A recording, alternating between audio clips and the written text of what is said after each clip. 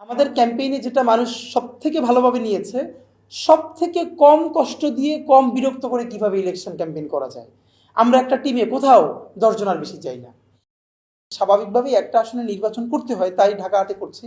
কিন্তু আমাদের একটা বৃহত্তর লক্ষ্য আছে। লক্ষ্যটা হলো 56,000 বর্গমাইল জুড়ে বাংলাদেশের 300 আসনে আমরা একটা নয়া ইনসাফের রাজনীতির জার্নি শুরু করতে চাই।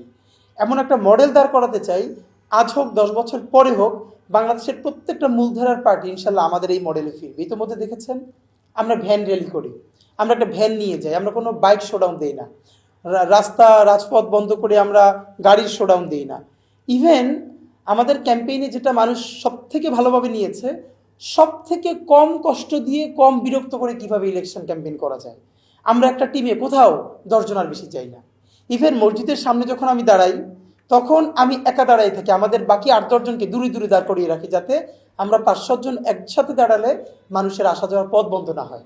যখন শপিং মলের শত শত দোকানের প্রতিদিন যাই, কোনো দোকানে আমি একা ছাড়া আমার সাথে দ্বিতীয় কেউ ঢোকে না, কারণ সে বিক্রি করতে পারে, তার ক্ষতি হতে পারে।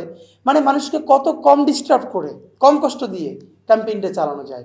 ইভেন আমাদের ধরেন অনেক মানুষ তো আমাদের সাথে ছবি তুলতে চায়, তো ফুটপাথটা যেখানে ছোট, তখন যদি কেউ আমার সাথে 1 মিনিট ছবি তোলে, তখন তো অন্যের পথ বন্ধ হতে পারে। তখন তাকে বলি, প্লিজ কষ্ট নিয়ে না, একটু সামনে আগাই রাস্তার পাশে। এরপরেও কিন্তু মানুষের একটু কষ্ট হয়। আমরা বরং এমন একটা কালচার তৈরি করতে চাই যে মানুষ দাঁড়ায় যেন রাস্তার পাশে কথা বলতে পারে, এমন একটা জোন তৈরি করা দরকার। আপনি 5 মিনিট হাঁটার পরে, 10 মিনিট হাঁটার পরে আপনার সাথে কেউ দাঁড়ায় কথা বলতে চাইলে, দুটো ছবি তুলতে চাইলে, সেই জোনগুলোও তো থাকতে হবে। তো বরং ওই নতুন রাজনীতির নির্মাণটা আমরা তৈরি করতে চাই ইনশাআল্লাহ।